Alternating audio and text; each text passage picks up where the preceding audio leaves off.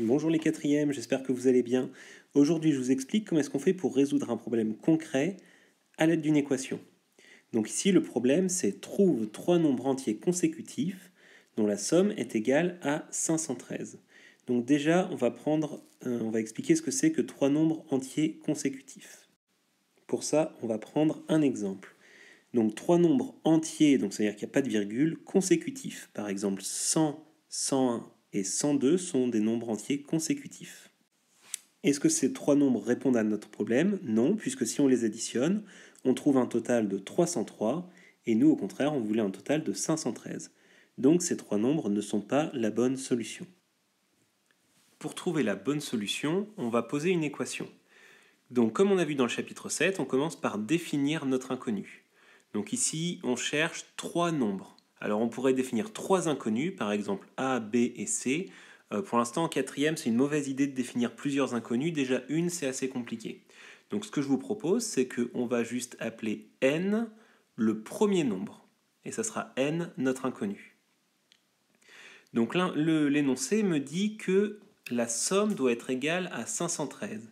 C'est-à-dire que le premier nombre plus le deuxième nombre plus le troisième nombre doit être égal à 513. Donc le premier nombre, je sais que c'est n, et il faut trouver le deuxième et le troisième nombre. Donc ce qui suit n, ça va être n plus 1, et ce qui suit, ça sera n plus 2. Donc ce qui me donne mon équation, n plus 1 plus n plus 2 est égal à 513. Donc là, j'ai fait la première étape, qui est vraiment une étape importante, c'est trouver l'équation. Une fois que j'ai trouvé cette équation, je vais me concentrer uniquement là-dessus, c'est-à-dire je vais complètement oublier mon énoncé. Hop, d'ailleurs, je vais carrément le recouvrir, comme ça, vraiment on ne sera pas déconcentré. Vraiment, on se concentre uniquement sur l'équation. Donc maintenant, il faut se souvenir ce qu'on a vu dans les dernières semaines sur tout ce qui est calcul littéral. Par exemple, ici, je vois qu'à gauche du signe égal, j'ai n plus 1 plus n plus 2. Donc là, je vais appliquer les techniques que je connais déjà. Je vais regrouper les n avec les n. Donc là, j'en ai 3, ça me fait donc 3n. Et je vais regrouper les nombres avec les nombres. Donc là, j'ai le 1 et le 2 que je peux regrouper ensemble. Ce qui me donne donc une équation un petit peu plus simple. 3n plus 3 égale 513. Donc je résous cette équation. Donc pour annuler 1 plus 3, je fais donc un moins 3 des deux côtés. Ce qui me donne 3n égale 513 moins 3, c'est-à-dire 3n égale 510. Et ensuite, pour annuler le 3 qui est à gauche, donc je vous rappelle que c'est une multiplication, même si on ne la voit pas ici, il faut faire donc une division par 3 des deux côtés. On obtient donc n égale 510 divisé par 3. Ça nous donne donc n est égal à 170. Alors ça, n égale 170, c'est la solution de l'équation. Mais le but, c'était pas de résoudre une équation, c'était de résoudre un problème.